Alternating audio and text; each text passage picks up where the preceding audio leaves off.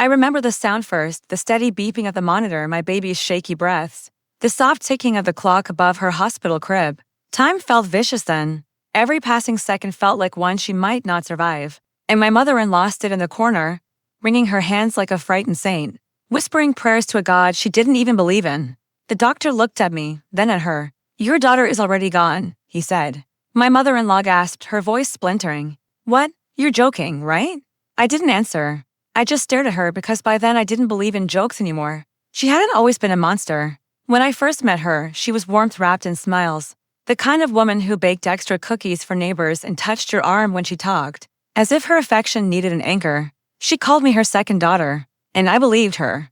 Back then, I was naive enough to think love and marriage meant safety. After I gave birth, she moved in to help. She said I needed rest. She said she'd take the night shifts. I thought she was a blessing. Then the crying started.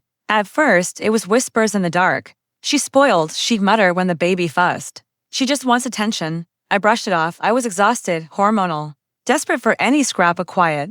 But then I saw the bruises on my daughter's tiny arms. She claimed her jewelry caused them, that she'd hugged the baby too tightly. I wanted to believe her. God, I wanted to. Until one night, I woke to a terrible, wrong kind of silence. My instincts shoved me out of bed.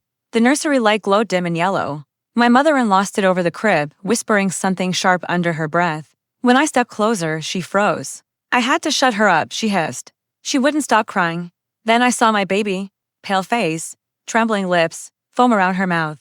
Everything after that became a blur of sirens, hospital hallways, and questions that burned right through me. The doctor's voice cutting everything open. "Your daughter is already gone," and her gasp, that fake, shaking disbelief. "What? You're joking, right?"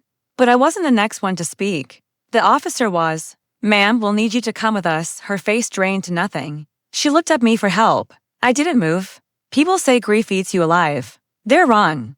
It purifies you, burns away weakness. In that cold hospital room, as the machines clicked and my daughter's body cooled, I made a promise. She would never rest.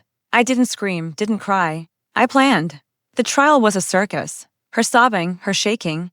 Her "I didn't mean to." Her lawyer called her old, fragile, confused. The judge gave her 5 years, suspended sentence, community service. 5 years for a 1-month-old's life. They called it justice. I didn't. I stayed silent for months. Let her think I'd shattered. She bragged to neighbors that I'd forgiven her. I smiled when I saw her at the market.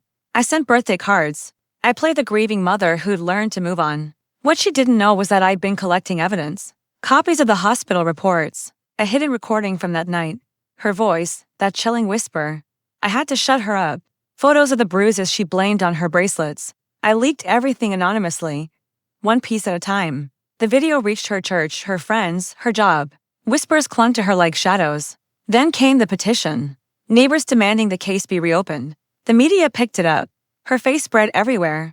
The police came again. No suspended sentence this time. The last time I saw her was in court. She looked smaller, collapsed inward. When her eyes met mine, there was no begging, just the realization that I'd done what she never expected. She mouthed, "Why?" I leaned in. "Because you thought I'd stay quiet." The verdict landed, guilty, second-degree murder. She cried, pleading for mercy. But the only sound I heard was the echo of that night. Her voice slicing the darkness. I had to shut her up. Now she's the one silenced. People ask if revenge made me feel better. No. It made me feel balanced. I still visit the grave every Sunday. Tiny pink roses, one for each week my daughter lived. I tell her what I've done. How her grandmother finally paid. How the world knows the truth.